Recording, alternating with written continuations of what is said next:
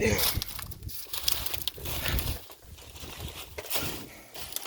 guys, hindi naman sasabi guys sa sinisisi namin yung gobyerno guys, saka yung magulang namin guys.